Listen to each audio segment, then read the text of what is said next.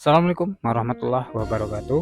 Halo sahabat semua, jadi pada video kali ini Amin akan berbagi informasi masih seputar bansos ataupun bantuan sosial dari pemerintah. Baru-baru ini sudah banyak sekali jenis bantuan yang sudah disalurkan oleh pemerintah melalui Kementerian Sosial pada umumnya.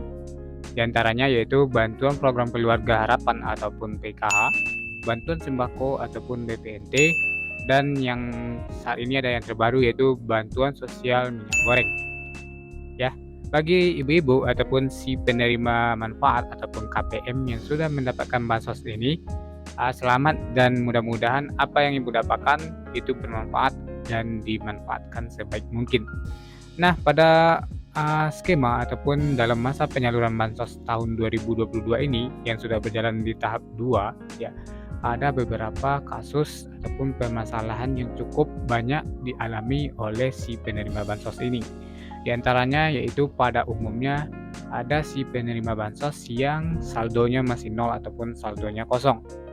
Ya, kasus ini terjadi hampir di seluruh daerah yang tersebar di Indonesia. Nah, pada video kali ini kita akan membahas kenapa kasus ini ataupun permasalahan ini terjadi, bagaimana solusinya, ya. Terkhusus bagi si penerima bansos atau si penerima manfaat ini mengalami hal seperti ini, saldonya masih nol ataupun saldonya kosong, ada beberapa langkah yang perlu kita lakukan. Nah, mungkin pertanyaannya seperti ini ya, apakah yang saldonya nol ataupun saldonya kosong, status kepesertaannya sudah dinonaktifkan untuk selamanya atau tidak? Dan bagaimana caranya mengaktifkan kembali dan kapan bisa aktif lagi? Karena pada umumnya pertanyaan ini yang sering muncul bagi si penerima manfaat dengan kasus saldo nol ataupun saldo kosong. Oke, kita akan bahas satu persatu.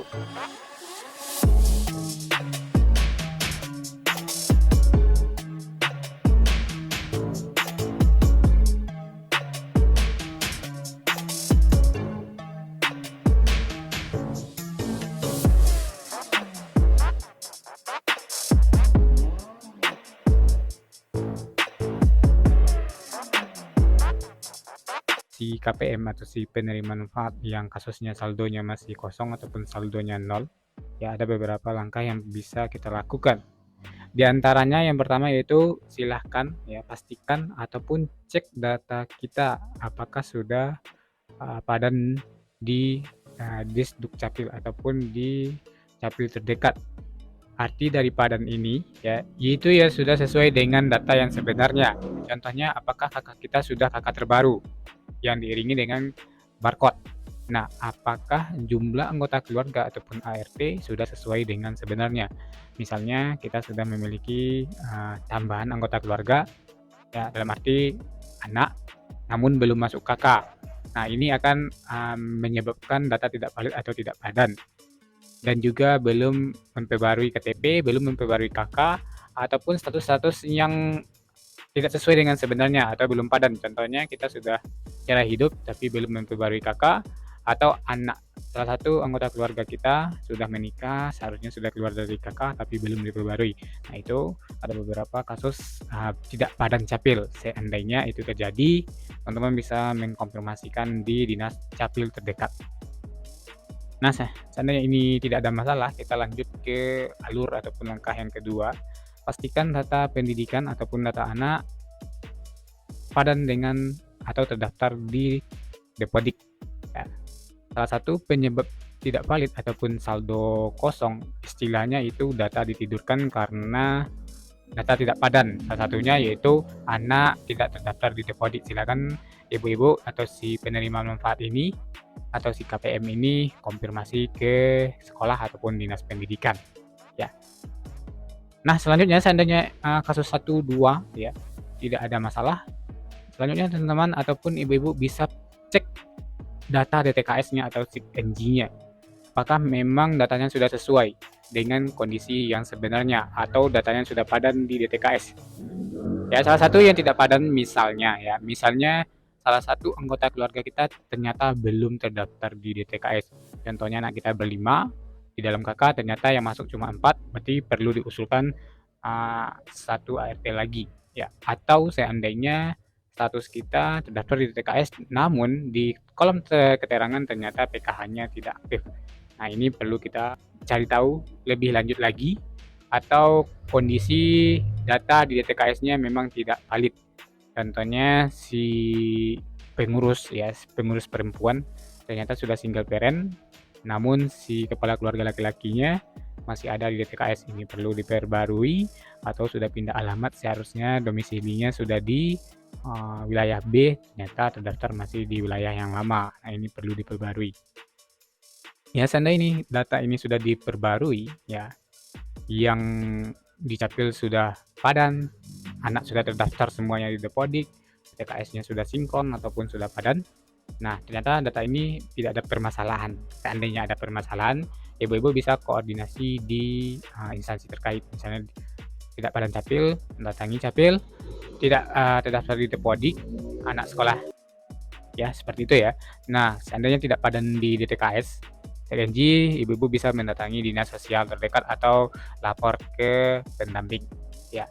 Nah, seandainya datanya sudah valid atau sudah padan, sudah diusulkan kembali, kapan bisa aktif lagi? Nah, jawabannya kita menunggu saja, karena ini butuh proses. Kapan ini aktif lagi, belum ada kejelasan yang pasti. Yang penting kita sudah berbuat sesuai dengan alur.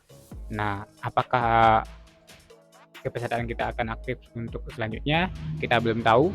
Apakah ini ditidurkan untuk selamanya, kita juga belum tahu. Yang penting kita sudah berproses. Nah, bagi yang belum cair, silahkan bersabar terlebih dahulu, ikuti informasi yang terbaru ya. Barangkali itu informasi yang dapat saya sampaikan, semoga bermanfaat. Seandainya ada pertanyaan, silahkan di komentar. Jangan lupa subscribe, like, dan komen, karena di sini admin berbagi informasi yang bermanfaat tentunya ya. Yang penting bagi kita semua. Ya, akhir kata, assalamualaikum warahmatullahi wabarakatuh. Oke, cukup sekian informasi yang dapat Amin sampaikan pada kesempatan kali ini. Ini adalah pembahasan permasalahan tahap 1 ataupun tahap 2 ataupun tahap sebelumnya yang saldonya 0 ataupun saldonya masih kosong. Barangkali ini banyak sekali pertanyaan dari KPM yang memang mengalami kasus seperti ini. Nah, untuk penjelasan yang sudah Amin jelaskan pada video sebelumnya, mudah-mudahan ini bisa dimengerti, bisa bermanfaat, dan kita juga berharap semua bantuan atau semua penerima bansos ini mengalir ataupun mendapatkan dengan semestinya. Nah, informasi yang pertama, dengan sudah diterbitkannya surat perintah penyaluran dana atau SP2D dari Kementerian Sosial untuk KPM PKH, itu sudah berarti sudah disalurkan ya, bantuannya sudah disalurkan ke rekening KPM atau ke KKS KPM yang KPM pegang. Namun seperti halnya pada tahap sebelumnya ya, SP2D ini diturunkan belum sepenuhnya atau belum untuk semua KPM PKH se-Indonesia. Bagi teman-teman yang baru bergabung, jangan lupa subscribe dan tekan tombol loncengnya, karena di sini admin berbagi informasi yang bermanfaat tentunya. Tentunya di sini admin berbagi informasi baik itu diantaranya seputar YouTube dan blog, seputar wirausaha, dan seputar